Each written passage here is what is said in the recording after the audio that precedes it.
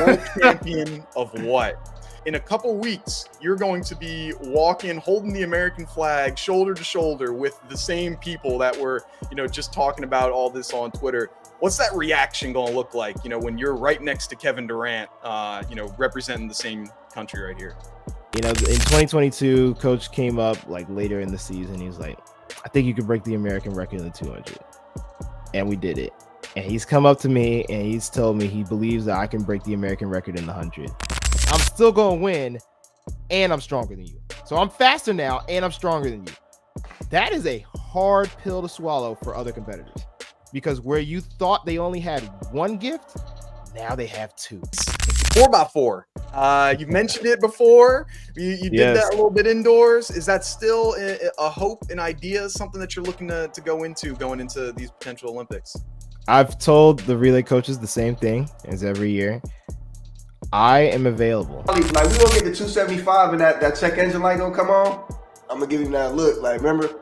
I know you don't know this because I haven't had to prove to anybody, but my check engine light don't come on, bro. You mentioned Sidney McLaughlin earlier. The big thing right now, the number 50 for 400 hurdles. Do you think that's capable? Do you think she'll be able to get under that sub 50 mark? Oh yeah. And I pulled Julius in Netflix. I was like, we're gonna go to the back.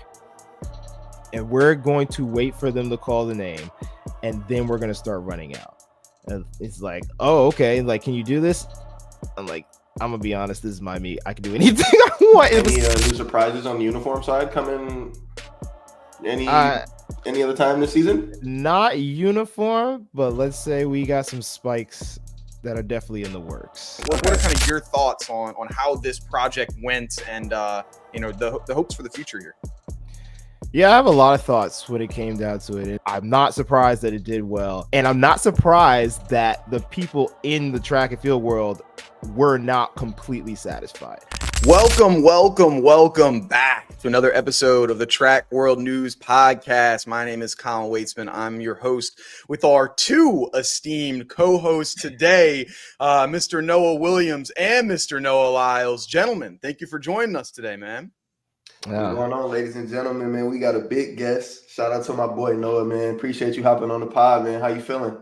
I'm good, bro. Blessed and highly favored.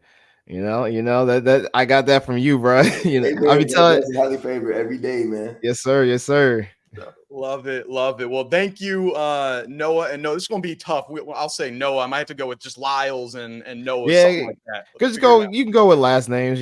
We ain't afraid of that. We ain't afraid of last names. How do you guys do it at practice? Like, is that what y'all say? Like, how does it work? We just both look every time. Yep. It's usually like you can yell in the direction that one of us is in, and usually that's the one the attention you want. But yeah, sometimes you just be getting two looks and you just be like, no, that one. All right, then just go back and do what you do. Because we also have a Kendall Williams, so it's like you can't even use Noah's last name. And when my brother was in the group, we also had two Lyles, so it was like coin flip. Made it hard. Just like I want Noah. I mean Williams. I mean Lyles. Yeah, just made it tough. So all right, we'll figure it out for today. We only got one Lyles, one Williams here today. But thank you guys for joining. So as you all know, Noah Lyles, 6-time world champion, American record holder, and a 2-time Olympian, going back to Paris right now. Also, longest active winning streak in track and field right now with 25 straight wins. Is that accurate? I feel like Grant got a higher win streak over me. Outdoor track and field. He's lost. He did lose last year. I lost last year. So in outdoor track, if we're talking indoors, then okay. I'll take that. There you go. Add it to the list. So today, gonna get started. Got a lot of stuff that we're gonna talk about. A lot of exciting things we want to cover.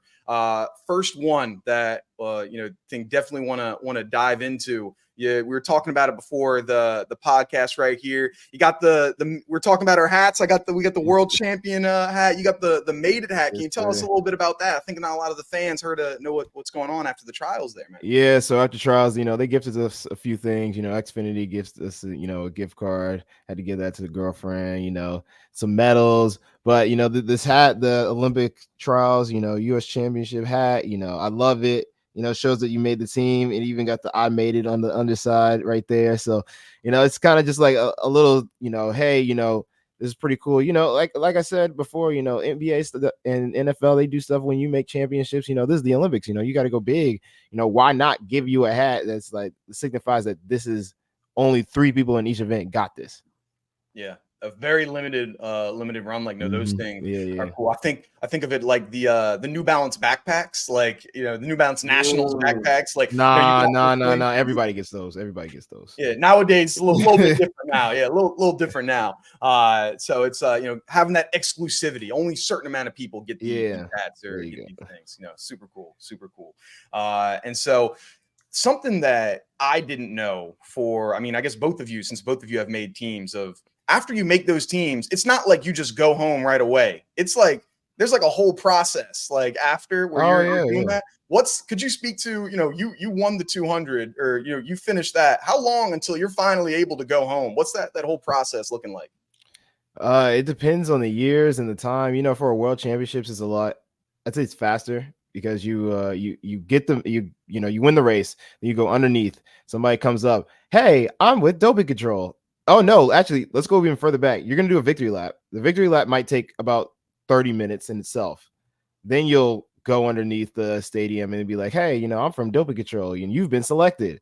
Oh yeah, this is a huge surprise. They're like, we're going to be with you until, you get to the actual location. So then they'll walk with you through the mix zone. That's when, we'll meet up with you, Colin, and we'll go through all our interviews and, we'll do the written press and everybody's like, oh, got questions. And then we'll go through that. And they have the little, they have the oh gosh, what do they call it?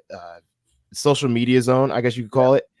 And that's new, but it's working out pretty well. I think they did a really good job at the Olympic trials with it this year. So we'll go through that. Then you'll finally get out. You'll see your coach and you'll be like, hey, you want to cool down. You want to make sure you get, some flush massage work. Be like, yeah, I'm going to get all of that. Maybe grab a snack before you get in there. So you cool down and all that stuff. And then you go to the actual site of doping. And this is when they're going to give you all your paperwork. And this is when you're going to be actually peeing in a cup and all that stuff. And, they're going to be watching you to make sure you peeing, all that good stuff. You're going to write down your paperwork, fill out all the stuff. You're like, what have you been taking over the last 7 days? Yada, yada, yada. And then now you're free to go wherever you want. Now you may go home. Now you may get your real massage. Now you can start going to sleep, get some food, that type of stuff. And that could take anywhere between, an hour, 45 minutes to 3 hours, depending on how good you are at peeing in a cup. I was just going to ask you, what's the longest it's actually taking you to pee in that cup after a race? I remember at Albuquerque last year, it took me 35 minutes. I was just sitting there with Justin Robinson, bro, I can't get it out. Yeah, it'd be like that. So, to be honest, I'm not gonna lie, I'm pretty good at peeing in a cup. Okay. The trick is to guzzle your water. Always go for the Gatorade first. Get all the anything that has color in it. Chug those drinks. Just gulping them down, 3 of them. Then let it sit. You're probably gonna feel bloated for a little bit. That's okay. That means it's working. Then you can start chugging the water and. In the next, at least 15 minutes, you should be ready to go to the bathroom. There you go. I'm sure all the listeners were ready for the art of peeing in a cup. And exactly. That was the first thing on mine. That was the first thing in mind. And so before we start the show, we say pretty big day for you with your mom's birthday today. Your birthday is coming up on Thursday, so happy early birthday to you. Thank you. What are you doing to celebrate with for your mom? And then what are you potentially looking to do in for your day? Yeah, so of course I bought my mom a birthday gift. So we actually got her this antique Barbie doll, a black Barbie. I don't know if it's kind of hard to find black Barbies. And I know that she had wanted one as a kid. So, we as the family went out and we bought her one. We found one on eBay and we went out and bought it. It's going to be here tomorrow, unfortunately. So not going to be here on the exact day, but, I know she's going to love it all the same. Then we're going to go out later tonight. We're going to go out to dinner, the good stuff, enjoy, laugh, eat good food, some steak, some lobster, that type of stuff. For my birthday, I'm going to be in London for the London Diamond League. So, just like any other birthday, working on your birthday. But I told my agent, get us the reservation for Nobu. So I'm going to be eating good too. But, it's still business. Good stuff, man. What was your, looking back, favorite birthday party that you might have had? For me, I remember when I was 5 years old, my parents got me, it was like one of those bounce houses. It was a Barney bounce house, and we had a shaved ice machine there and like a little water slide thing, like, a slip and slide. That was the most fun I've ever had in my entire life. I peaked at 5 years old when it came to birthdays. So I don't know if you had any notable birthdays that stick out to you. Yeah, we go like childhood birthday and then we can go adult birthday. So my childhood favorite birthday by far has been me and my brother's birthdays are 4 days apart. So we've always shared birthdays throughout our childhood. But there's this one birthday that, again, we were having a pool party, but I don't know, something about that year. We just had so many more friends. It was in Gainesville before we left Florida, because, I lived in Florida till 8 years old. And, it was just like, it was just some days are just it. Everybody's vibing. Everybody's having fun. There's no fights and nothing like that. The food is good. The parents are having fun. It was just it. It's like, those memories just stick in my head. It's the perfect hot summer day, and you're just enjoying the water, and you get out and you get back in. You don't know if you should be peeing in the pool or not. All that good stuff, that's kind of what summer reminds me of, especially when you think of 4th of July and all that stuff. It's like, oh yeah, my birthday, pool parties, stuff like that. That's the fun, enjoyable nostalgia moment. In terms of adult birthdays, I've had some pretty wild birthday parties. I usually throw a birthday party after the track season because I'm in the middle of it. But I've had some crazy. I remember the day I turned 21. Yeah, that was wild. We went to Miami. We rented out this huge yacht. It was 108 feet long. It's we was going to the club. It was my first time really going to a club at that time. I had quite a few friends. Some people was passed out. Some people was drunk. Had to carry somebody up the stairs. And that was the first time. So we only brought 10 people at a time. Now, my favorite one was when it was in I think I turned 23, and no, it was 22. It had to be 22 because I think I was turned 23 in COVID. So 22, we did the same thing, except we brought way more people. And I'm talking there was easily I want to say 15, 16 of us. Oh yeah, that's cool. Yeah, so we did the same thing. We this time we got 2 smaller yachts. So they were both 45 feet long. We, pushed them together. We was partying. I know some people was passed out before we even got out the boat, and we were out there for 6 hours, and we were just playing music. We had little jet skis. Josephus loves to flip the jet skis. I don't know what it is about Josephus. He's like, if you ain't flipping the jet ski, you ain't having fun. That's great. So he out there on the water flipping the jet ski. Then we got back in. We were like, all right, everybody, we're gonna go to Nobu, but we're gonna go relax, everybody. Man, somebody got lost on the way. I don't know what happened to them. They were like, bro, have you seen such and such? Bro, I'm passed out at my hotel. I'm just trying to get ready for dinner. He's like, I don't know where such and such is. It's like, all right, whatever. We find him. He ends up showing up to dinner, so I guess it's all good. We get to the club. We partying. I ended up leaving early for other reasons. Not going to disclose, but I ended up leaving early. Wake up the next morning. Bro, I can't find such and such. What? I can't find such and such. He has to come back. Bro, where is he at? I get it. Hang on. I'm getting another call. Yo, it's such and such. That's crazy. I'm talking to your boy right now. He's asking where you are. I don't know. I woke up in some girl's room and she making me pancakes. I ran out to the DoubleTree. I had to call you. All right, bro. Let me get you in. He's like, what happened to your phone? I lost my phone. It broke. I don't know. I almost got kidnapped. if the bouncer at the front didn't recognize you, then he wouldn't have known that I was with you to make sure that I didn't get kidnapped. I'm like, what the what is going on here? Like, it was wild. It was wild. And that was probably my most memorable one for sure. Waking up, some girl making me pancakes. I don't know what's going on. I'm at the DoubleTree. That's not too many things to complain about there, honestly, if you ask me. Hey, it was a great time. He made his flight too. Okay. He made his flight. That's the craziest thing, because he had a flight to catch in an hour and he made it. So I'm like, I don't know how you did that, but everybody still calls me to this day. It's like, bro, when we doing the next one? So we're doing another one this year. There we go. In October, we hitting another one. There we go. Let's keep a lookout on for that. Good stuff, man. Well, no, what about you? Or Williams? Here we go. Probably a little bowling party, like 6-7 years old, right around that time frame. Have all the homies come to the bowling alley, get one in, get some nice little food, wings and pizza and stuff. My birthday in the winter too, so I felt like every time it was my birthday, it was like winter break. So then people would go out of town and stuff. So like if it was a year that all my friends was in town, and then we pull up to the little, whether it was the ice skating rink or the bowling alley, we had a good time. We rocked up. There you go, man. I love I'm terrible at bowling. I wish I was better. It's something I think I'm better at. Like in my mind, I'm like, oh, I'm going to go in there. I'm going to be great. Just same with golf. Like I think I'm great at golfing, and then I do it. Then I'm like, oh wait, I forgot. I'm not just a natural at this thing. It's a very humbling moment. Yeah. It's a very humbling moment. So Noah, obviously right now, the sprint has came out. The reviews came out. 2.4 million viewers. I know. It's great. Top 3 in top 5 in the platform. Top 10 in the entire world. What were your thoughts on this? You were in it obviously, and now you're watching it in full for the first time. What are kind of your thoughts on how this project went, and the hopes for the future here? Yeah, I have a lot of thoughts when it came down to it. And I'd say that most of the thoughts that I had before it came out haven't changed.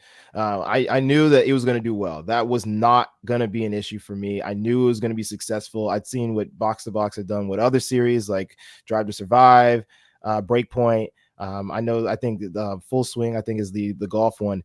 They're all very successful. And I knew that, track it has just as much action, is just as entertaining as all the other sports that they have done. And even while I'm, we were at World Championships and I'm with the film crew, I'm like, how does, World Championships, it was before the first day. I'm like, what do you think so far? And he's like, bro, I think this is going to be the best one we've ever filmed. And, this is the film crew saying that. I'm like, you guys have seen all the different sports behind the scenes. And, to hear that, it was very reassuring. So when it comes out, again, I'm not surprised that it did well. And I'm not surprised that the people in the track and field world were not completely satisfied. And to give a reason why, I'll use Janelle, my girlfriend, as the perfect example. She comes in and we watch it. We binge the whole thing in one day. Then we meet up with my mom and my family over there, mom, pop, sister. And you're like, what did you think about it? And Janelle was like, it was okay. And I'm just like, I don't know. It was pretty good. She's like, no, it's okay. And she's like, well, what did you want more from it? I don't know. I wanted the drama, I guess. I don't know. And my sister said, Janelle, they're coming to this sport and asking the experts to show the sneak peek of behind the scenes. Guess who they came to? You. You're the expert. We in the track and field world are the expert. So we know what's going on in the track and field world. The show was not designed for us. The show was designed for everybody outside of us, everybody who is a new fan, who's occasionally watched, that can say, oh, I did track in high school, or I did track in middle school, never really picked it up. Oh, I've heard about Bolt, but that's about it. It's for those people. It's to get them fully involved with, our multiple track meets throughout the year. Oh, there's a world championship every 2 years. Okay. There are things going on that's not just the Olympics. And now I know the players in the game, or at least I know the very top players. And the good thing about it is they set it up in a scenario where, one, they can talk about the Olympics, and two, they can add new people along the way. Yeah, I 100% agree. I think this was great to get new people involved. Like a lot of at my regular job, I work in professional sports and hockey, and there's a lot of people that are fans of sports, but they don't care that much about track and field. It's you know, I like basketball, I like football, I like hockey, I like stuff like that. And the second that this got announced, all these people are coming to me like, yo, you hear about this sprint thing? You hear about this sprint thing? I'm like, of course I've heard about this sprint thing. Like, what are you talking about? And then when it actually released the first day after, so right after 4th of July, when everyone came home and back to work, hey, Colin, you see this? What were your thoughts? And you're like, I like this. I'm like, yeah, man, like it's a cool sport. It's an exciting sport. And I think I had a similar sentiment that Janelle had there of, for me, I think we were missing a little bit more of that like back and forth between people. In my opinion, episode 5, which was your episode and Fred, you and Fred kind of like going at it a little bit. That was my favorite episode. I thought there was the most amount of back and forth and banter. I'm not just saying that because you're here. I've been saying that since before we even knew you were going to be on the show. I watched the show. So like episode 5, like that was like exciting to me, like especially the line of that's what everyone says before they get beat. I mean, I know I watched that, you know, live, but if I was seeing it for the first time, I'd be like, damn, that's kind of spicy. So like I thought that was an area that we could get a little bit more of, but you know, this is the first time a lot of people are, you know, athletes are getting this type of behind the scenes thing, and you may not want to, you know, put all of that stuff out there. So I always, when I was watching this, I was like, yeah, of course Noah's on this a lot. You got the best lines in here. Like you really going after people with that, man. Yeah. What do you think, Williams? I think it's smooth, but I haven't finished the series, so that's why I'm letting y'all talk. Okay, well, let's break down the episodes that you have then. Well, I've seen part of the first episode, and I've seen all the social media clips that people are spamming me right now. So that's kind of like where I'm at. You know what I'm saying? So the first I've seen episode. a lot of clips of like I've seen clips of everybody though. That's the crazy part about it. But I haven't watched the full series, unfortunately. Yeah. What would you say was your favorite part, Lyles, for when you were watching? Truthfully, my favorite part is actually the interaction between Sha'Carri and Dennis going in to the finals of the 100. I think that Netflix did an extremely good job of showing what happens in between the semifinals and the finals of the 100 meters. There's an hour 20 minutes in between that semi to that final. 1, we didn't know if Sha'Carri was going to make it into the final. 2, she gets into the final. You're already behind schedule because everybody who qualified automatically is already in the back. Okay, now Dennis is like, you know, I got an hour to get into the mindset of Sha'Carri, and we got one thing to fix. That's all I can do. I can only channel her energy into one thing. And he's like, I'm gonna fix that start.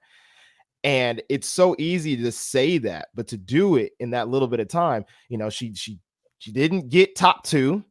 You got beat by everybody. You're in an outside lane, a far outside lane.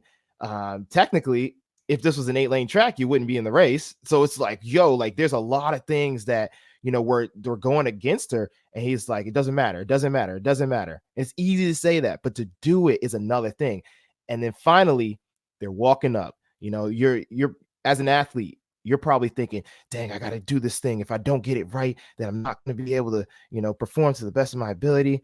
Dennis says, I'm not going to have you focus on that. He's like, I'm going to ask you a question, but I'm not going to ask it before we get in. So now her mind is on this question. What the heck is he about to ask me? Now she's not thinking about what she has to do, the things that can happen that might not happen, the probabilities. She's like, what the heck is this question going to be? I know it's going to be related to the race. What could it be? And we thinking the same thing. What the heck is this question? He gets up to the moment and he says, who's the fastest? Now your mindset is no longer focused on what you have to do, on what might happen, the probabilities. It's now, oh, I'm already the fastest and I'm about to prove it right here, right now. It's already done. And when I heard that, I was like, ooh, I know why she won. Because if I heard that, oh, best believe everybody's necks would have been dragged across by my spikes. Yeah, you need the big thing. It seems like the coaching, the relationship that they have was amazing to see. Of like when they're just talking and just the trust that they clearly have. Clearly, you and Lance have just an immense amount of trust between the athletes, and it's important to know when is the time that I need to be technical and say, hey, one question I got to have is like, hey, like, are you driving your knee up? Like, there's times for technical and there's times for just like be the badass person that you are. And just go out there and like just demolish everyone. And like that's not a technical thing. It's just like you said, who's the fastest? Me. I am. Oh shit. That's it. I don't need to be get your elbow. You need to put your elbow. You got to do all like there's times for that and there's times not for it. And like that was a perfect moment. And I think they captured that extraordinarily well. And then transitioning right into that race, boom. It's like, of course, no wonder this happened here, Exactly. So I like that. I also liked the information with that they're going with Elaine Thompson Hera for with her transition of going from within MVP and then getting coached with her husband. I would have liked a little bit more info there, but I thought that was cool. As in American, I don't see as much track and field media in Jamaica. I'm not as well versed of what's going on with them, and so it was interesting to see how that transition's going, what things are looking like, and once again breeding up those conflicts, the conflict resolutions that they did have.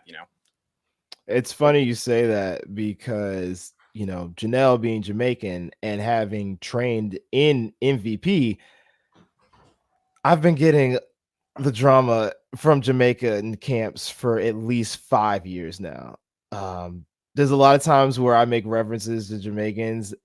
I'm not saying it because I'm like trying to go back and forth. It's because I know information that other people don't. And it's like Janelle and Elaine used to be very close friends. Like they were training partners through 2021, very close. Then she was extremely close with Sharika. She's still very close with Sharika. You see her in the series doing Sharika's hair. That's Sharika's wig woman right there. She's already, she was just buying wigs for Sharika to bring to the Olympics yesterday. And even talk about like Kashane Oblique, she's close with Kashane. I've known about a lot of the Jamaicans that are on the underground and usually Janelle's eye for talent is very strong. If she says that somebody's going to run fast, they usually run fast. So I'm very hip to information that a lot of people is just like, oh, this came out of nowhere. No, I kind of saw it. What were you going to say, Noah? She spoke on Kishane like pretty early, I remember. Like, he's been this good and he just got hurt. He's about to do something crazy this weekend. And that was right before Jamaican trials. Yeah. And when we were in the interview and they said how fast he run, I said, I hope he stays injured because I know that he's had a hard history with injuries and that every time he runs fast, he usually has to be taken off because he usually hurt.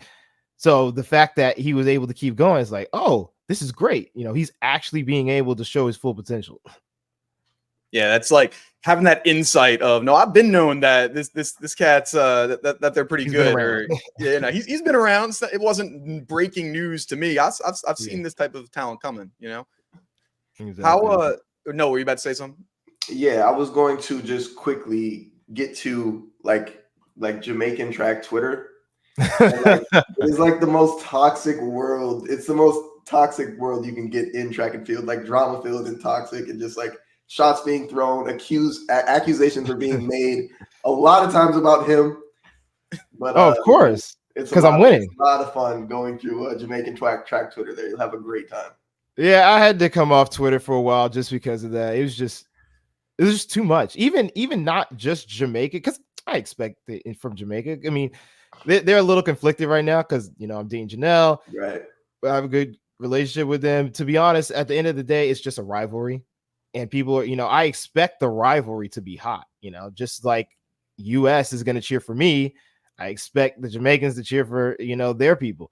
It's a rivalry. And then everybody wants to take shots at the king. So, while you're always going to have a target on your back. But I think I was more shocked of, I don't know, the toxicity from the US on their own people. Like it was like I was literally on Twitter one day and I see Rye talk about Sprint. He was like, yeah, I did what he needed to do. Somebody literally posted it. Man, shut up, you weak. You know, all this stuff. I'm like, bro, what the heck? And it's not like this was not in a Jamaican account. This is definitely an American account. And like literally a little bit under that. And I was just like, oh, the mindset of a thing moves so weak and all this. I'm like, do y'all want them to succeed or not want them to succeed? Like, what's going on? So it's very weird. But to go back to, you know, Jamaican Twitter, yeah, they are ride or die people. But but I love it because that's what you want to see. You want to have that nation behind you. So yeah, it is a wild trip. So be prepared when you go in. Yeah, like I said, it's a good time. Just exploring. You're gonna find some things. Yeah. No, I know. Like, I'll post a video and I'll have it. Like, if I'm saying, you know, Noah Lyles versus is Noah taking down the Jamaican throne, the reign. I know what I'm doing. I'm like, I know every comment is gonna be, you're dumb as heck. You don't know nothing. He's not on this. I'm just like, I know what I'm doing. I know exactly what's going on. They ride or die for their people. It's like, you know, I expect that of any team. Like, if you go to if you go into a bar in Dallas, Texas, everyone's going to be ride or die for the Cowboys. Like, of course, you're going to have people, you know, it's their year. It seems like it's always their year this year, but maybe next year. You know, I'm an Eagles fan. I hope it's not. But it's like same type of thing. Like, of course, people are going to be passionate about the groups that they have. And Jamaica just tends to be a little bit more boisterous, it looks like. Yeah. And so I got to go back to, it's been almost a year now, but your comment that went viral. A world champion of what? So now everyone's crediting you for now putting together the Avengers of basketball. You know, you got LeBron James doing this, Steph Curry doing this, of like, yeah, we saw this comment. You had all of the NBA and basketball world, Kevin Durant, you know, Jason Tatum, all of them commenting on this. In a couple weeks, you're going to be walking, holding the American flag shoulder to shoulder with the same people that were, you know, just talking about all this on Twitter. What's that reaction going to look like, you know, when you're right next to Kevin Durant, you know, representing the same country right here? I don't know. maybe he'll say something. I doubt he will though, just because he probably wouldn't want to bring it up to bring more attention to the situation. But I mean, it is what it is. If they want to be mad about it, then be mad. If you want to, you know, water under the bridge, cool. If you want to, you know, talk about it, I'm down for a conversation. Either way, I'm still gonna be me, you know. And what they do and what I do is not gonna affect me. But you know, I'm always the guy who likes to make moments. So if they want to say, hey, you know, let's actually, you know, have a conversation about it, shoot, let's have a conversation about it. Has any basketball player reached out to you like, hey, bro, like you might be right? Oh yeah, everyone that's not from America. But basketball players though. Oh yeah, okay. Yeah, any NBA player that's not American who's like heard of me or knows me through affiliation through somewhere else, they've all been like, "Oh yeah, I've been telling my teammates this for years." Okay. Yeah, I think I saw Giannis Antetokounmpo said something like back when it came out. He was like, "Yeah, he's not necessarily wrong, you know, and everything." So yeah, people representing, you know, saving, you know, taking your side on that. Like, did you think that moment was going to be that viral when you were going into it, or was that kind of a surprise for you? I knew it would be somewhat viral, maybe like maybe you get like 3,000 likes on Twitter or something like that. Maybe somebody will pick it up and it get like 50,000 likes. But nowhere near to where I saw it going because I'd made the comment many times before. So seeing it blow up this time and be like, oh, okay, people are listening. You know, that 3-time world champion title has some weight to it. You know, that's, I think, what I was the most excited about. And then seeing how long it went. And I think the funniest thing was somebody was like, bro, this boy's 15 seconds of fame. He'll be gone by tomorrow's news. And we still talking about it. Yeah, that just continued to stay. There are tons of video, all, you know, ESPN. I remember seeing the Stephen A. Smith was talking about it, and he clearly, it was interesting because he clearly did not know like exactly who you were when he first made his comment, and then like the very next day he was like, "I'd like to apologize." He's like, yeah, my friend Boris Kojo, he really lit into me. But I respect that he came and apologized, to be honest, because of course I knew as soon. I mean, he's an American commentator. He thinks in the American sense, so I didn't expect much of him to know the international side. So, having a friend come up to him and say, "Hey, bro, this opinion that you have, I don't think is well suited for the situation," and then come and apologize about that. It takes a lot. It takes a big man to be able to do that on national TV. So I respect, being able to come out and apologize for that. Yeah. Talking about some of the big names, like we've recently seen a lot of these bigger celebrities and bigger names really being entrenched in track and field. You obviously had your walkout with Snoop Dogg. I joke with Noah Williams. I don't know if y'all do it. That I swear, Noah Williams, you're a younger version of Snoop Dogg. He looks just like. there's a little joke that goes in. We don't do it as much. Nick Mayhew's mom always calling him Snoop. Yeah. But I think she's probably the one who says it the most. Yeah. But I am aware of the subtle similarities. Yeah, but so we're seeing a lot more celebrities being involved in track and field. He was involved. We had Travis Scott, who was at, I think, Worlds a couple years ago. I was heard about that one. Yeah, we've had a couple different things like that. What's it like for you to see that we're now starting to really get this track and field thing in the mainstream with that? We got Grand Slam that's coming up. The women's 776. They just they're coming out pretty soon. Like we're seeing a lot this track and field coming into the mainstream right now. Like what are your thoughts on all of it? Well, you mentioned a lot of different things. One of them had to do with track. One of them had to do with popularity and I guess you'd call it clout and marketing. And I have different views on each one. I think it's important to know why each one is happening. Let's all remember that LA 2024 is 4 years away. So the US is trying to put itself in the absolute best marketing possibility for when that happens. The US is marketing central. They know how to market anything and everything. If they could market air, they'd market air. if they get you to buy atoms to rearrange your face, you'd be buying it. I promise you that. It's just what we do in America very well. We know how to market. So when it comes to track and field is the most popular Olympic sport. So they're going to dump a lot of eggs into that track and field basket. And a lot of other things know that. Netflix knows that. NBC knows that. A lot of other sports. And that's why you're starting to see so many, high profile celebrities get involved with the Paris Olympics. Snoop Dogg said he's going to be out there. Terry Crews said that he's going to be out there. Jimmy Fallon is doing the closing ceremonies for Paris. These are all people that they're setting up to say, hey, these people are affiliated with the Olympics, and it's going to happen bigger when it comes to the US in LA. And that's why there's been such a huge push for these celebrities to get involved. And I know that they try to do a soft launch with World Championships in 2022, at least Nike did. But there was a lot of balls that definitely dropped at that World Championships in terms of the marketing side, in my opinion. But moving forward for, the Olympics, they definitely pushed the envelope on what they think and can try to get going. And I think it's going to be even bigger as we get closer and closer to LA.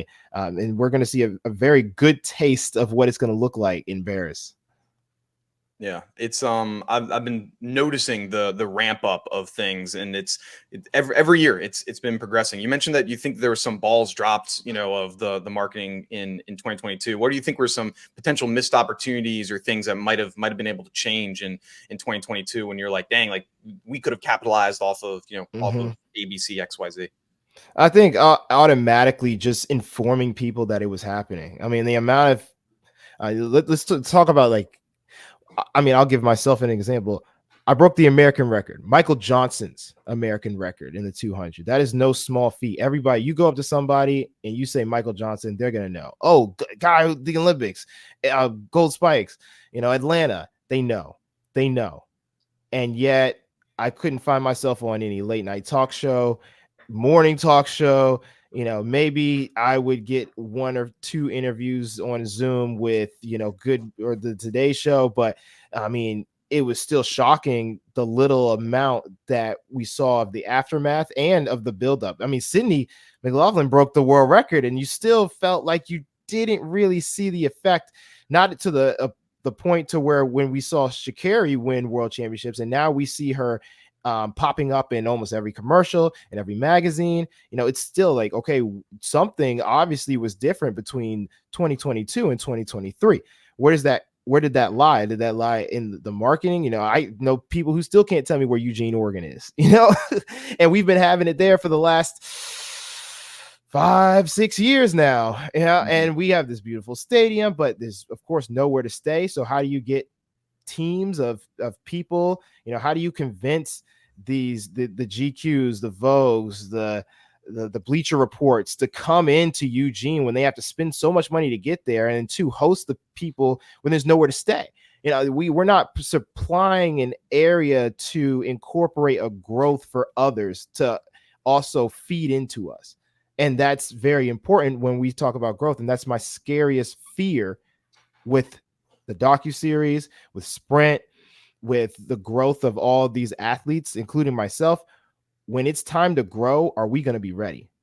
Is Flow Track going to be available for everybody to see? When everybody wants to know where's the next Diamond League, are they going to be able to watch it? When everybody wants to know where's the next US Championship, are they going to know where it is? Are they going to know how much the tickets are, what hotels they can get? Is it going to be easily accessed by airport? Is it going to be easily accessed by train, by car?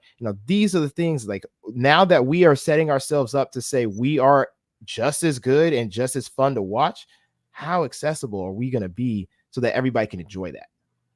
Yeah, that something. So the sentiment that you mentioned is actually something in my like regular everyday life that we talk about a lot of.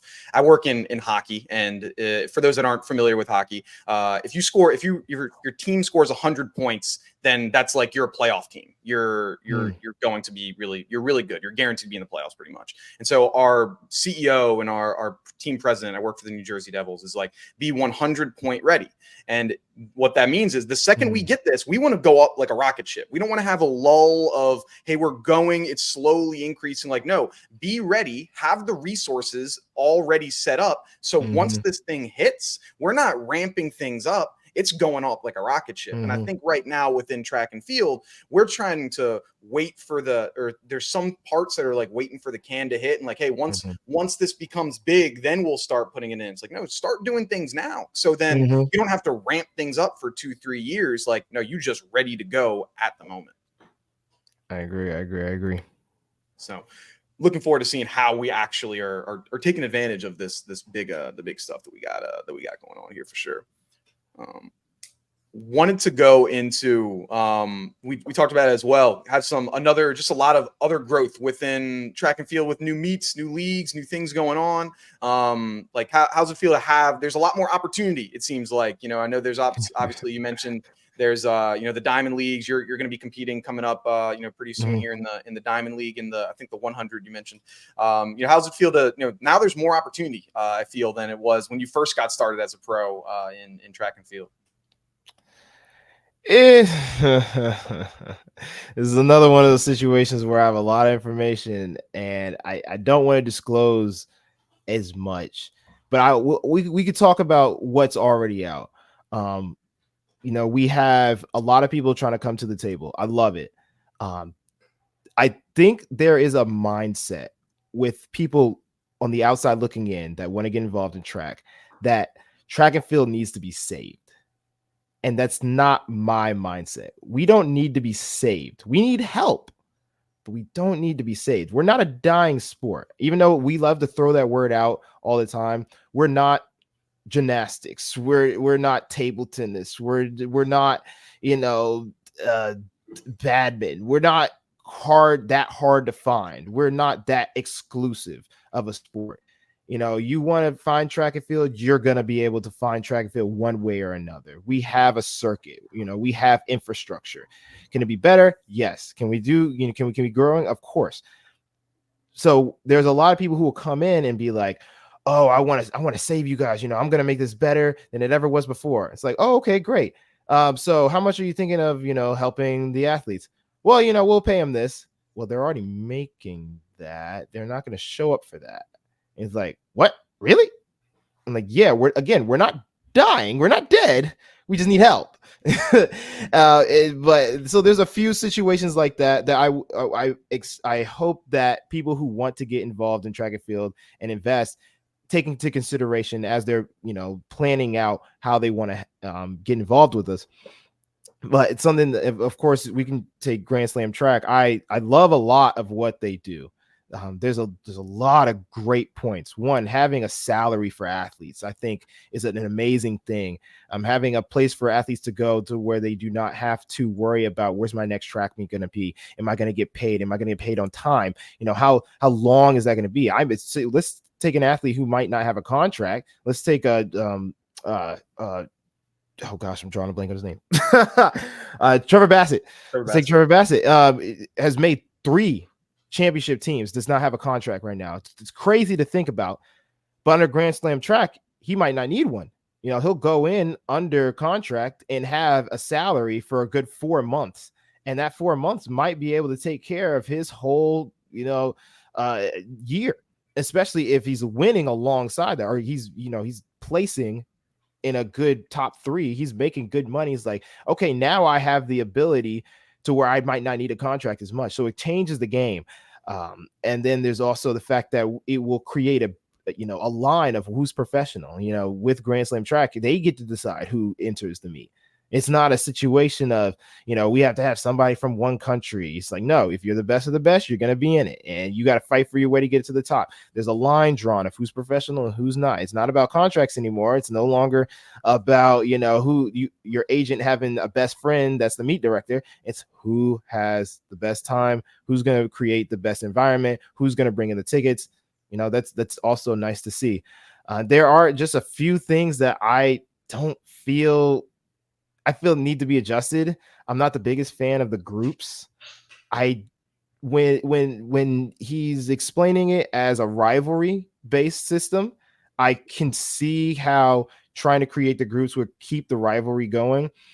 My question becomes, I don't want to see Kendall Ellis run the 400 hurdles. And I definitely want to see her run the 400. I don't care to watch her run the 400 hurdles or run the 200 in that matter. And I might want to see Grant run the 100 once, but I don't really care to see him do it again. Also, if he ends up being the best one, I'm just going to constantly see him win the 110 hurdles and win the 100 meter back to back to back to back every week. I'm not so sure if I want to see that. Also, I don't know if I want to. I don't know if I care to share a title. I'm going to have to share the 100 meter title, share the 200 meter title. Somebody's going to have to share the 400 meter title, because they're now conflicting groups because you're overlapping. Grant and me might be the 100 meter champion. How do I go on a talk show and say, yeah, I'm the Grand Slam 100, 200 meter champion? I thought Grant Holloway was the 100 meter Grand Slam champion. Well, that's just this. Okay, now we're complicating things again. Like it needs plain and simple, straight to the point. But again, there's a lot of things that I think that the Grand Slam is in a position to do to increase it. I love the fact that he's able, he's encouraged people to make new uniforms, talk about getting merch together. Like those are, all the things that we do need in our sport that is very tiny, but can have a huge lasting effect.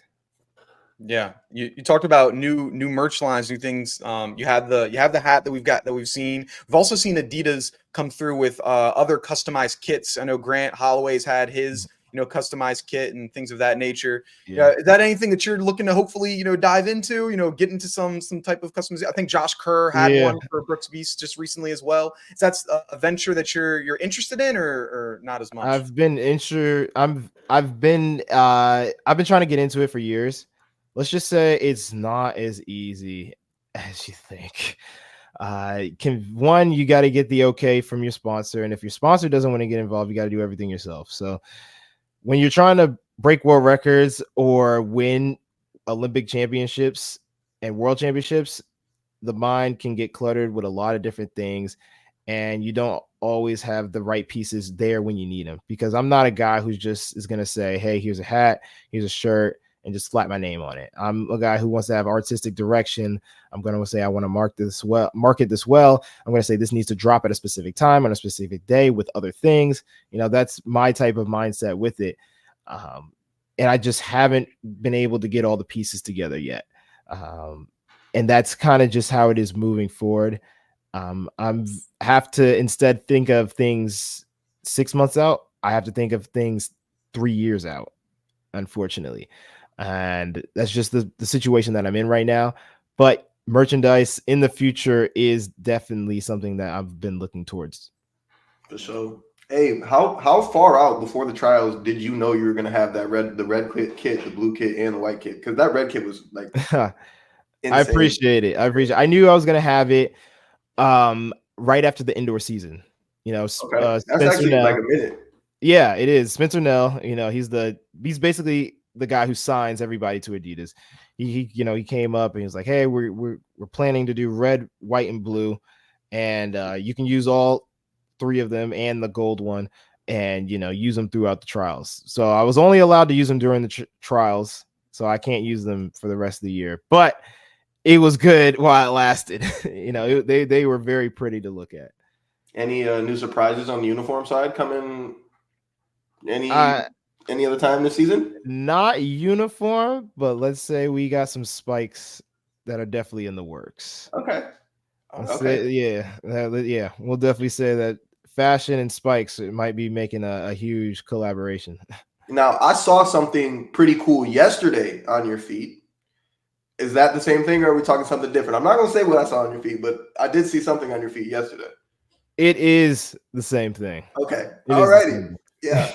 All right. We got something good coming in. All right. Yeah. Good. It's so talking about the rollout and the lead up, you want things to be, have an artistic feel to it, or, there's a story to be told.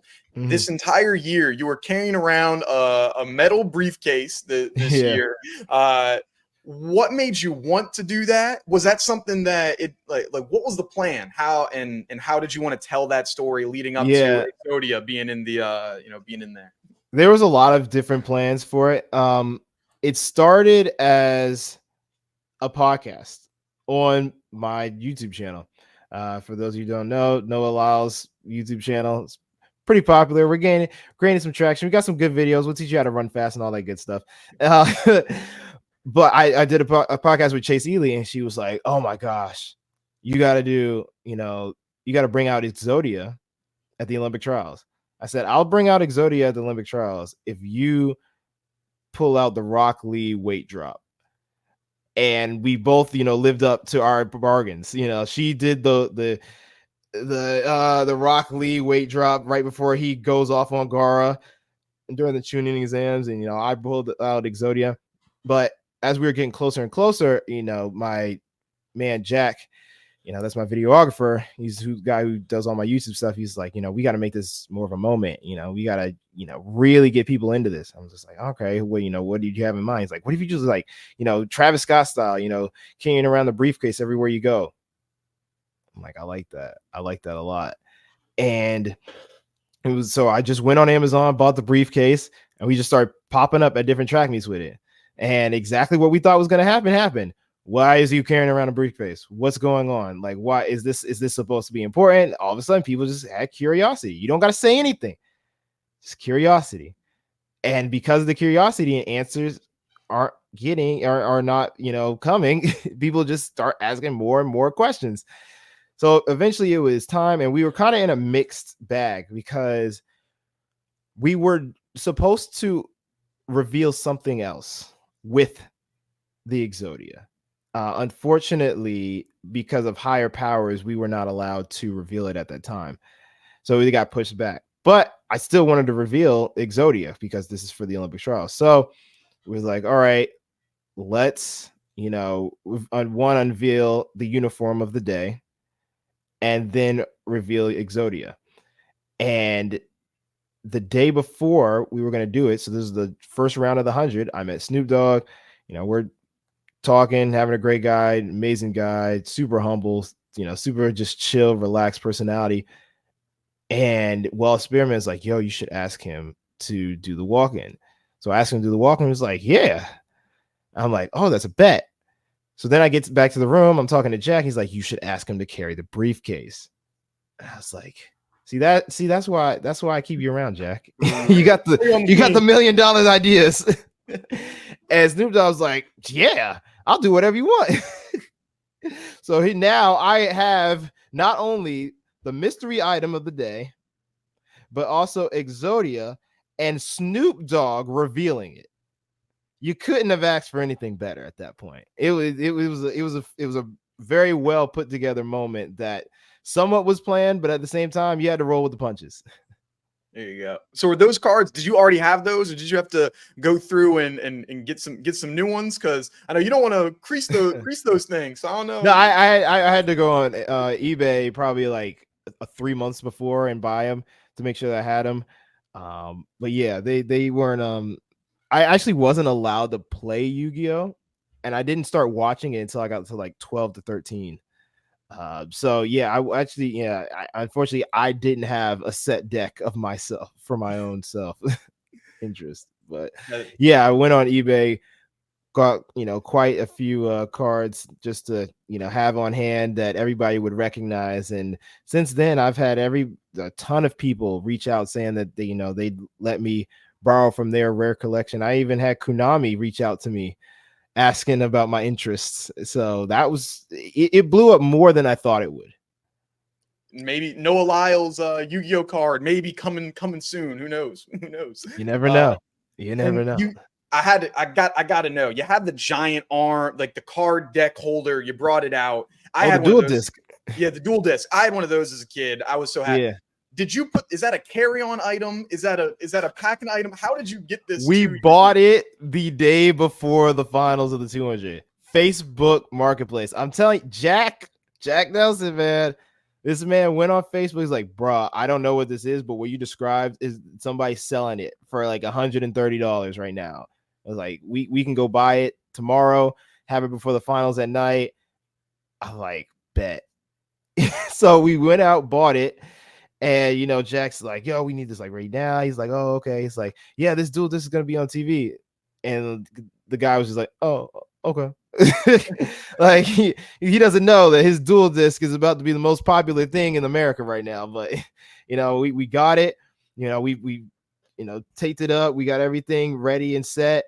And then it was again just one of those roll with the punches type thing. It just all came together real well. And I kid you not, I wore probably like 6 different outfits to USA's. That outfit with that dual disc has been posted on more fashion channels than any other outfit I've ever worn. It was big, yeah, because you're capturing so many different audiences. Like I was like, holy crap, I haven't seen one of these dual disc things in over a decade. No, more than that. It's been like 15 years since I've seen one of these things. No, it blew up. So do you have any plans already for Olympic outfits? Do you have it solidified, or are we still trying to figure out what the it's not looking like the Olympics is going to allow us to do something like that. Yeah, it's just this is when you guys are going to figure out that the Olympics is a money making device. Only people who don't get in on the pot is the athletes. But yeah, they are very strict. There's of course Nike sponsors and then Polo Ralph Lauren sponsors that prohibit you from being able to go outside of their jurisdiction, and that just limits the amount of things that can be done, unfortunately. So I mean, I will say if there's a moment that I can hit a quick sneak, I'll try to do it, but at the moment, unfortunately, I'm just not ready to risk my medal for an outfit.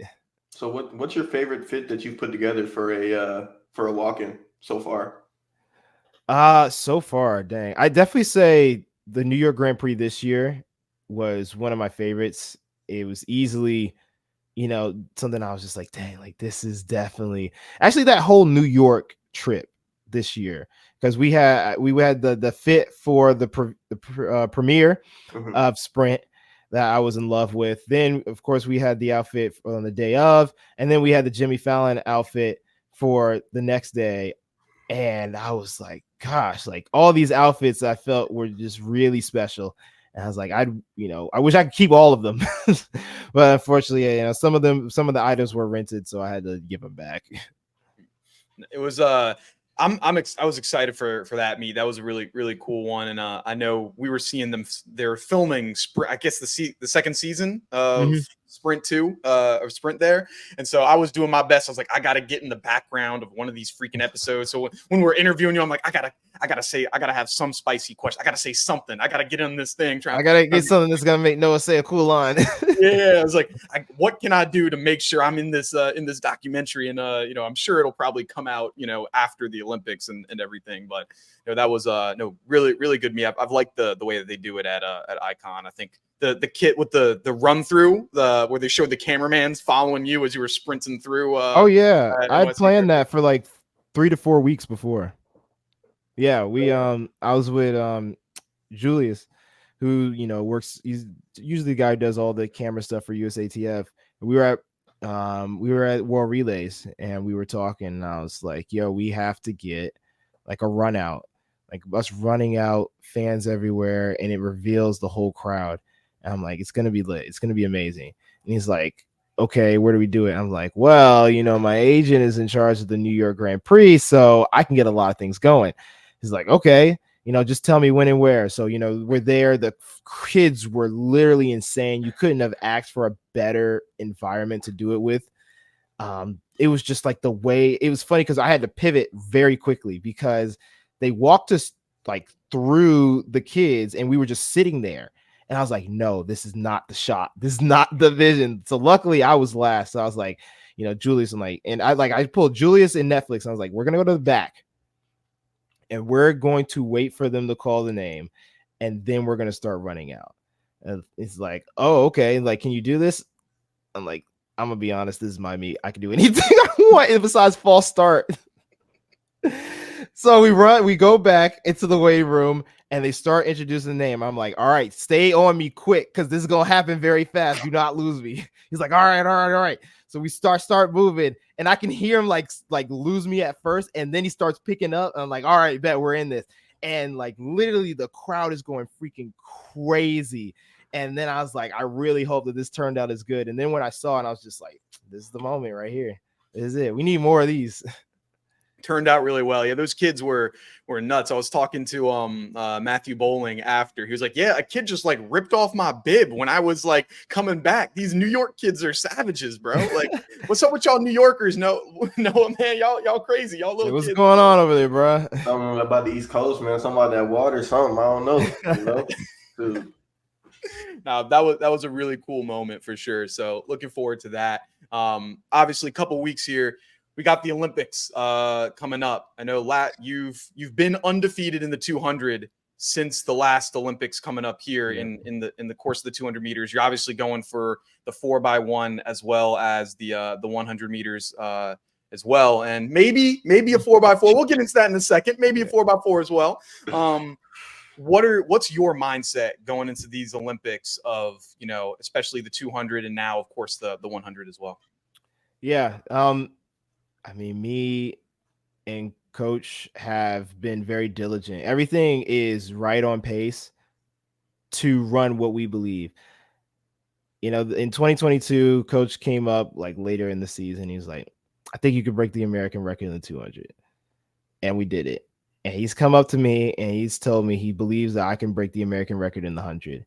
And, we've been putting together to make sure at the right place at the right time we'll be ready as much as possible, as much as, humanly possible. Of course, there's so many factors that are out of our control, crowd, rain, wind, all that stuff. But we want to make sure that we're going to be ready. And we've been training at the level to be able to do that. And, a lot of people will think, oh, he's peaking early. And it's like, the craziest thing that I've been seeing recently is there's this belief that older athletes cannot PR. I don't know what it is. It's like some people turn 24 and all of a sudden you're old and you can't PR anymore. And I'm like, where's this thought process coming from? It's very odd to me, but I'm going to use that to my advantage because almost every year I PR in some event. So I'm constantly getting better, and I still haven't been able to see that translate all the way to my main events, the 100 and the 200. And practice has been saying you're ready to PR.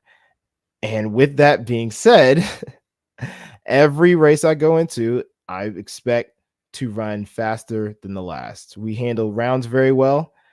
I'm going to focus on the natural, and I'm going to let God control the super. And that's how you get the supernatural. And I'm going to go in not with the mindset of I have to win, but this is an exciting moment. This is going to be a huge, exciting, fun event. That this is going to be a moment that is not bigger than me, but made for me. And I'm just going to go out there and be me, because that's all I can be. Yeah, running as yourself, running loose, not uptight of I got stuff to prove at things. Like if I do what I'm supposed to do, if I am where I'm supposed to am, like then it's made for the moment, made for the moment here for sure. And we talked about it just a second ago. We saw the face 4x4. You mentioned it before. You did that a little bit indoors. Is that still a hope, an idea, something that you're looking to go into going into these potential Olympics? I've told the relay coaches the same thing as every year. I am available, and I tell them what I train at. They know how fast I am. They know I can handle rounds. I've been gifted very well to do that. If they decide to use me, great. If they don't, it's great too, because I know that the best foot forward will be put. There you go. Can you put four together right now for a relay, for a 4x4? Shoot, with who's on the team right now? I'm trying to figure out who I want to take out the hole. I think that's the hardest one to start with. Let's go. What's his name? The former Arkansas, Chris Bailey. Okay. Let's go him out the hole. Personally, I want second leg. But I also know that Rye wants second leg. But I feel that Rye is our best finisher, because I don't know why. He just has it in him. He's our best finisher. So if it's not, so I'd put me, and then I'd put Michael Norman, and then I'd put Rye Benjamin. And that would be my 4x4. Ooh. Okay. And the only reason I wouldn't use, the current U.S. champion is because I just don't think that he would be a starter. I feel like using him on the first leg would just be like almost like a waste to his talent. Okay. And that's the only reason. I just don't see him. I don't see getting his full capability out of first leg. Mm-hmm. Hey, speaking of him though, did you guys see he ran 43.80? Yes. Do you want to get into the Diamond League? Yeah, let's hear it. All right. Let's start from where Noah just popped up. Yeah, I was very shocked, and I was talking to Josephus. I was like, "Hey, are we looking at somebody who might have peaked just for USA's, and they're now on their peak, and they might, peak out?" And Josephus was like, "No, I don't believe that. He believes that this is, somebody who's just building up into their peak."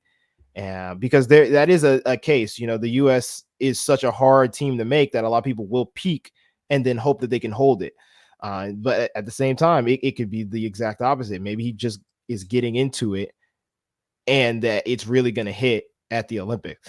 But either way, he's looking primed and ready, and he's a dog. That's his mentality. It's I'm gonna go out there and die, or I'm gonna go out there and win. That's the way he thinks. And that's the way you're going to have to think. And it's very hard to break that mentality against your other competitors, because if somebody tries to go off of you, they don't know what they're going to get. They don't know if they can hang. So whoever is facing him, me and Matthew Hudson Smith are very close friends. He's lived with me. We've trained together. He's a dog too. And I don't think he's going to be, frightened by this, because I know in his past, he's had that mentality where he goes off of other people. Now I know he's confident in himself, so I think that that's going to be a great matchup, especially going into the Olympics. Yeah, I think that 400 there's a couple real good competitors. I'd say it's also a little bit open on the men and the women's side of, like, I think Norman, like, obviously he wants to get his revenge there at the Olympics. Mm-hmm. So I think he'll be coming in with a new attitude. And when you're with Quincy, it's like your people haven't really known your name up until a couple weeks ago, and so now you're coming in with all the momentum of you've won these last couple big races. Like, you're gonna be feeling pretty good going. You're gonna be feeling yourself. It's a confidence booster for sure. One thing I liked about what Quincy did in his mindset with this whole thing, you kind of touched on it, Noah. Like, oh, will he peak out? You know, it's a big emotional roller coaster going to Olympic trials in the U.S. Right? So if you win, like a lot of times, like you'll see somebody's their whole energy system just fluctuate. But Quincy was like first quarter. That's just the first quarter. Like yeah. I love that. So it's like not even a thought of this shit's over. Not even a thought of like, okay, I got the job done. Like, nah, it's just the first quarter. So I think that's why we're still going to see him pop off some very, very great things. Yeah. And that's the exact mindset you have to have, regardless of what's going on. You have to believe this is just the beginning. Because if you think that way, your body will acclimate to it. Right. Mm-hmm. Yeah, similar to the line you had of like, if you're running the 100 and you don't think you're not coming in with that confidence, you don't think you're the best, like this sport ain't for you. Like, it ain't for you. So if you're like with Quincy, like, yeah, if you don't have that type of mindset, like it's going to be tough for you to, find wins when you got another 400s that you're going to have to be running at least, until you're able to put a cap on it. So it's like, you gotta have that confidence coming into these things. I agree. 400 hurdles. Who did you guys have winning that?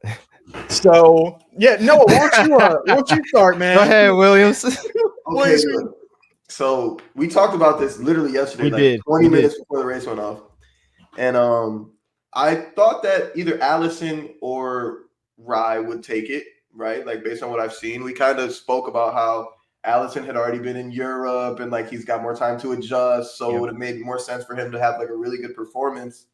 But Rye came and shut that shit down. He shut that shit up, bro. Like, and that, like that was convincing to me. Like, so he shut that shit down. I'm not necessarily going to change my Olympic pick because like my way too early prediction was Allison to win. But yeah, Rye, he shut that shit down, bro. I agree 100%. I think the most impressive thing was, him going to US and staying on that West Coast. So it's a lot easier to run fast when you're in a time zone that's your own. Now going from the West Coast all the way to Monaco, which if people don't know is right next to France. They actually touch. It's a heavy time zone shift, especially for somebody on the West Coast. For the East Coast, it's 6 hours, sometimes 7. Now that's add 3 more hours to that. And that turns into a 9 to 10 hour time difference. That's not anything light. You have to mentally be able to say, okay, I'm going to feel this way. I have to be okay with that, but I'm still going to run fast. That's just how it is. And again, to go in there and say, I'm going up against my hardest competitors and I'm going to win. And it was looking like Warholm had him and he was going to do what he normally does in the last 10 meters. And Rye said, no, I've been here before. I beat you last year. I'm going to do it again. I'm going to prove to all y'all that you're not going to be able to stop me just because you're a little strong. I'm still going to win, and I'm stronger than you. So I'm faster now, and I'm stronger than you. That is a hard pill to swallow for other competitors because where you thought they only had one gift, now they have 2. And guess what? One of those gifts was your own. Right. No, he looked real good and conclude like the close there. Like they were showing the splits or like with the bib tracker, the graphics, and it's Warholm got out fast like he always does. He's ahead for the most of it, and Rye was I think in like that 3rd place spot for it, and then really started popping off that second half, and his end was just super powerful and strong. And like I'm picking Rye, I'll pick Rye to win every single time. I don't think I've ever picked that man not to win. I'm a huge Rye die fan. Yeah, ride or die. So like truthers. Yeah. So I'm excited for him like to get this trifecta again at the Olympics. Like you don't see this very often. Like you don't see literally like one of the meets right before the 3 best competitors ever in the history of your event are all competing in a regular season competition where they don't have to do this. Like it was a treat for the fans and something that I didn't think we were going to see happen, but it ended up happening. It was a great competition for it. And when I talk about marketing, that is something that it has to be like, it needs to be pushed to everybody 100,000 times. I don't care how many times you need to repost it. Like that is the stuff that's like, this doesn't happen. This is a special occasion moment. People could potentially talk about that moment just like they talk about Ingebrigtsen versus Josh Kerr. You know, that's how you want people to talk about it. Unfortunately, they just didn't have enough time to I know that ride came in late, so that was kind of a situation where they didn't have enough time to put all the marketing together. But still, we still got to be somewhat on top of that. And I did see them do like a kind of preview commercial thing on their page, which looked beautiful. But it was kind of just really late to the situation. No fault to them at all. But yeah, you're right. It's an amazing moment. It does not happen very often. And that's what I'm looking forward to with the 200s that y'all have. I mean, I think right now there's a lot of really solid competitors all coming through. You know, you, Kenny, Let's Silly, like you got a lot of really great competitors, and it's like, hey, this can be Arian Knighton as well. You know, you got a lot of like some of the top dogs, Team USA returning everyone in the same event back to the like that doesn't I can't that back at it again. Yeah. Hey, we only need to bump one person out. It ain't that hard. So it's gonna be a really really cool moment in there. And so with the Olympics, like what event outside of your own are you most excited to watch in the track and field space? Well, we just talked about one being the men's 400 hurdles. Of course, the women's 400 hurdles is going to be good, but I mean, it's going to be Sydney. I'm sorry, it's going to be Sydney. But the men, I still feel as many times as they've raced against each other, the top three have raced against each other. I still don't feel that they're far enough away to say I'm going to be the definitive champion. I think it's going to come down to the day of and the preparation while they're at the Olympics. That's what it's really going to come to. And who is the biggest dog? Who is rock solid in their confidence? Because the training is going to be the training. You're done with training. To be honest, I'm not expecting to see any. There's no workout that they're going to be able to do in the next 3 weeks that's going to say, yeah, I'm going to make a humongous jump. Now, I don't believe that we've seen everything that their training has developed, because it takes about 3 to 4 weeks before your training catches up to you in a race. But yeah, I know for sure that it's going to come down to mental now on when the day happens. Also, the race that I've recently said this is the race is the men's 800. I mean, I'm at USA's. I'm watching Bryce Hoppel and oh gosh, Hobbs go at it in the 8, and then I watch Paris Diamond League, and I know the Kenyan kid, the young youth boy, he dropped a 141 before even showing up to Paris. So I'm like, oh, it's a done deal. And then 3 people drop 141. I'm like, wait, I thought 141 was like, okay, if he does this, he wins. No, it's no longer like that. It's no longer like that. The field has completely changed now. It's now, if you don't run 141, you're not making the finals. If you're not running 142, you're not making the finals. If you run 143, you might be a time qualifier. Might. Strong word, might. This is no longer going to be a sit and kick race, because everybody can kick. Everybody can come through the 400 fast. It's no longer going to be a race of let's make this slow and then speed up at the end. It's not going to be that anymore. Everybody's going to want to prove that they are the fastest now, because they know it's no longer a slow race. It is a fast race. Everybody has the ability now. Yeah, no more the tactic. What you got? What do you say now? Sorry. It's really a dash now. The way that race is being ran, it's more of like a dash. I can even think back to like 16 when you saw like Clayton get his bronze. It was more like a grind. Let me hawk this guy down. You know, like type vibe. I don't know. You know. Yeah, I know what you mean. It wasn't a situation where he was trying to go with the field. It was a situation where he's trying to stay in the pack and then kick on the back end and hope that and take as many people with him. Take as many people as right. Yeah, it's no longer like that. We did just like in Monaco. It was looking like we had our winner. Arab was gonna win, and then all of a sudden, the 141 guys just kicked in, and they just started coming home like trains on the last 100 meters, and there was nothing that anybody could do to stop him. He was sprinting. He was truly sprinting in that last 100 meters.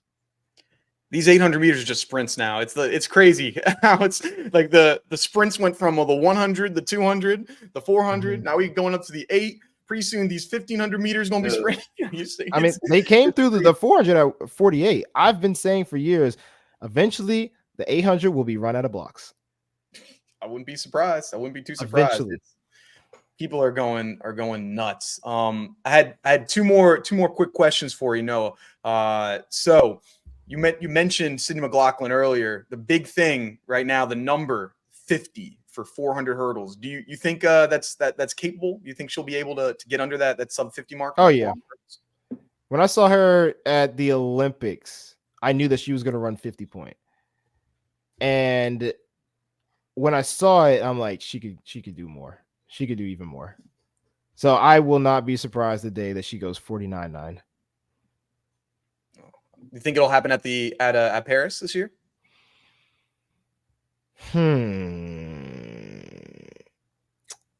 Bobby is a strange man. Bobby is a strange man, but I do know that Bobby loves a championship. And the Olympics is something that he hasn't had Sydney for. So knowing Bobby and knowing Sydney, I will say that we will see her get the closest she has ever been. I believe a world record will be dropped. I believe a 50.2, I believe a 50.3 or faster will be run. Okay. I like that. We've seen the advancements in the 200 meters. We've seen the advancement in the 400 meters. She's obviously has the speed. It's time to see bigger competition, a bigger stage. It's time to let the adrenaline take its course. The route will be written. The roadmap has been drawn. Let her run. Let her go. And I believe she will run another world record, 50.3 or faster. Looking forward to it. Nice, man. And then last one for you guys. Hypothetical situation. I don't know. Maybe you guys have done this at practice, but Noah Williams versus Noah Lyles in a 300. Both of y'all healthy, obviously. Who's me? Who's taking? No, I'm winning. Bro, you can't even run 19, bro. I haven't run 19 yet. Does not mean I cannot run 19. The 300 meter is a 200 man's race. He gonna probably we gonna get the 275 and that check engine light gonna come on. I'm gonna give him that look. Like, remember? I know you don't know this because I haven't had to prove to anybody, but my check engine light don't come out. Come on, bro. We haven't seen it. Because it doesn't come on. Check engine light. It doesn't come on. When we ain't seen you. I know how to apply force. I know how to be a dog. I know how to look at your weaknesses. I know how to look at my strengths. I know what you're gonna try to do. I've seen everything, bro. The only person that I think could truly beat me at their best in 300 meters, truly, if they were 100% healthy, is Wade Van Niekerk. I'm smoking both of y'all. No cap. I'm smoking both of y'all. In the 300, I'm smoking both of y'all shit. That's what they all say. I think I got the best. I got the best 300 coach ever timed. I think. Ooh, hey, let me not get too excited. What time you running practice? Damn, they're like 30. It had to be 31 or something, bro. Yeah, I run 31s every year. And we had two. It wasn't just one. We had two. I literally run 31.6 in December every year. Did you do it twice? You want me to do it twice? I'll do it 4 times for you. Haven't had to. Our training doesn't require it. I did it twice. That's cute. Well, hopefully we'll see it sometime. Maybe we'll see it at some race. But Noah, Mr. Lyles, thank you so much for taking the time today. Appreciate it. Best of luck in London coming up here, and of course in the Olympics. Any last words for the people? Hey, just thanks for letting me come on, have some fun, shoot around. I like to watch podcasts, so hopefully I'll watch this one. I usually don't like to listen to myself, but but no, this is a lot of fun, guys. If you're looking for more Noah Lyles content, of course, go watch Sprint. Go follow me on YouTube. Noah Lyles, Olympian. We have great content. We'll talk everything from regular, casual, everyday sprints to how to get faster, how to run some fast races. We have race content, all that stuff. And it's easily one of the best ways to keep up with me in the community tabs. Also follow me on social media. And guys, keep doing what you're doing. I love it. Appreciate you, Noah. Thank you. And thank you to everyone for listening. Been another episode of Track World News Podcast. Make sure to like, comment, subscribe, tell a friend to tell a friend. And we'll see y'all later. Peace. Yes, sir.